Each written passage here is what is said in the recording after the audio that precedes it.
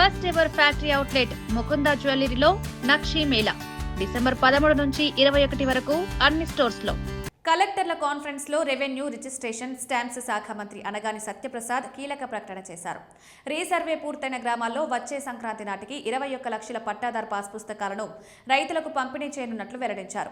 భూ సంబంధిత సమస్యలకు శాశ్వత పరిష్కారం చూపడమే ప్రభుత్వ లక్ష్యమని పేర్కొన్నారు. రీసర్వే 2.0ను సమర్థవంతంగా అమలు చేస్తున్నామని చెప్పిన మంత్రి ఈ ప్రక్రియలో గుర్తించిన జాయింట్ ఎల్సీఎంలను సబ్ డివిజన్ చేయించుకునేలా రైతులు, భూ యజమానుల్లో అవగాహన కల్పించాలని కలెక్టర్లను కోరారు. 2 లక్షల వరకు ఉన్న ఈ సమస్యలు పరిష్కారమైతే భూముల రికార్డుల్లో స్పష్టత వస్తుందన్నారు. అలాగే భూముల రీక్లాసిఫికేషన్కు సంబంధించి దాదాపు 1,00,000 ఫిర్యాదులు అందాయని, వాటన్నింటినీ వేగంగా పరిష్కరించాలని ఆదేశించారు. కలెక్టర్ల కాన్ఫరెన్స్లో స్వాగతోపన్యాసం చేసిన మంత్రి ప్రజల నుంచి వచ్చే ఫిర్యాదులను ఆలస్యం లేకుండా పరిష్కరించే విధంగా వ్యవస్థను బలోపేతం చేయాలని సూచించారు. ఫిర్యాదులు సోమవారం ఒక్కరోజే స్వీకరించే పద్ధతికి పరిమితం కాకుండా ప్రతిరోజు ప్రజల నుంచి స్వీకరించేలా యంత్రాంగాన్ని సిద్ధం చేయాలని తెలిపారు. రెవెన్యూ సమస్యల పరిష్కారంలో జాయింట్ కలెక్టర్లు పూర్తి బాధ్యత తీసుకుని ఎక్కువ సమయం కేటాయించాలని స్పష్టం చేశారు.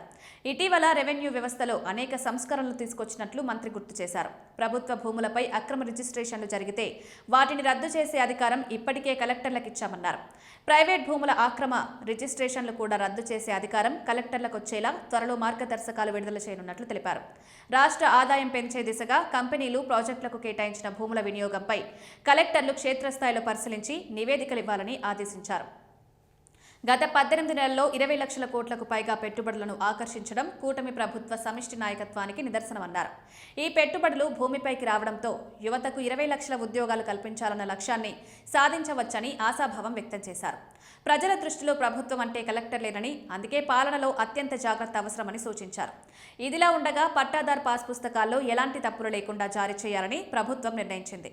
వివరాల్లో పొరపాట్లు ఉంటే రైతులు మళ్లీ కార్యాలయాల చుట్టూ తిరగాల్సి వస్తుందన్న ఉద్దేశంతో ప్రతి పాస్ పుస్తకంలోని సమాచారం జాగ్రత్తగా పరిశీలించాలని ఆదేశాలిచ్చింది. ఈ కారణంగానే పాస్ పుస్తకాల జారీలో కొంత ఆలస్యం జరుగుతున్నట్లు అధికారులు తెలిపారు. అయితే రైతులు ఆందోళన చెందాల్సిన అవసరం లేదని, బ్యాంకు రుణాలకు పాస్ పుస్తకాలతో సంబంధం లేదని ప్రభుత్వం ఇప్పటికే స్పష్టం చేసింది. ఈ నేపథ్యంలో సంక్రాంతికి 21 లక్షల కొత్త పట్టాదార్ పాస్ పుస్తకాలు అందించడం ద్వారా రైతులకు భరోసా కల్పించనున్నట్లు ప్రభుత్వం ప్రకటించింది.